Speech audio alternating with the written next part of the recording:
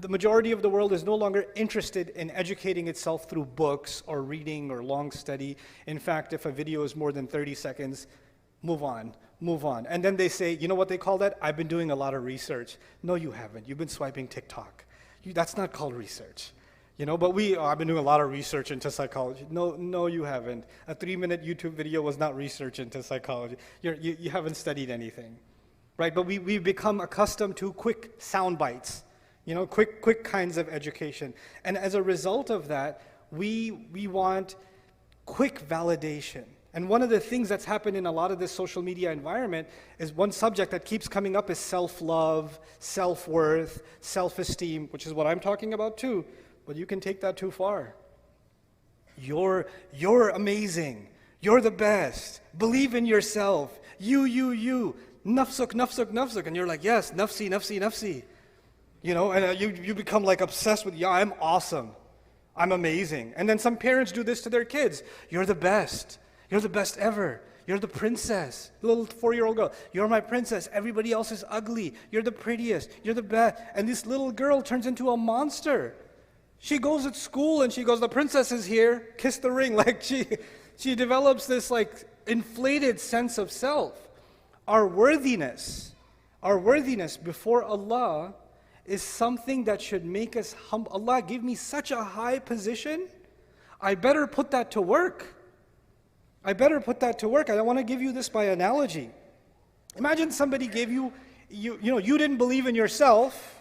You don't think you're that good, but you applied for a job anyway, right? You applied, they're like, I'm pretty sure they're not going to hire me.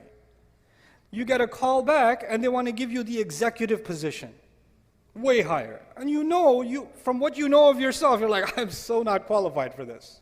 But you get put in that position anyway. Now, once you get put in that position, I want you to think about, and I want myself to think about, what's going on in my head inside? Am I thinking, the boss is here. Watch out. That's my chair. Or are you thinking, I have been given such a high position, I better live up to this. I better up my game. I better learn more. I better become more adaptive. I better, honor this role that I've been given so I can actually prove my worthiness. So the honor was given to you first, even before you got a chance to prove yourself. The healthy attitude would be, I need to live up to this. Like it or not, now I'm here, I better step up. You understand? On the flip side is someone who gets that position without having earned it, and then says, you know what else is there to do? I already got this position. Now I can look down at everybody else who doesn't have this position. Fake it till you make it, right? That's not how this works. This is actually the reality of arrogance.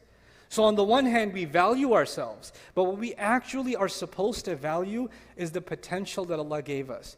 We're supposed to value the ability to make the effort that Allah gave us, not the things that Allah gave us.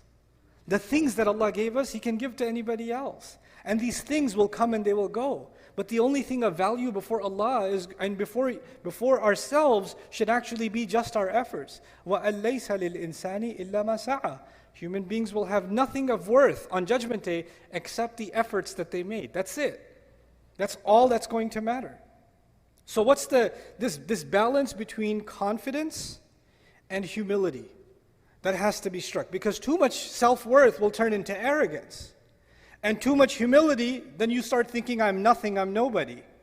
I'll give you an example of this that I saw in the Islamic space. I was at a university many years ago.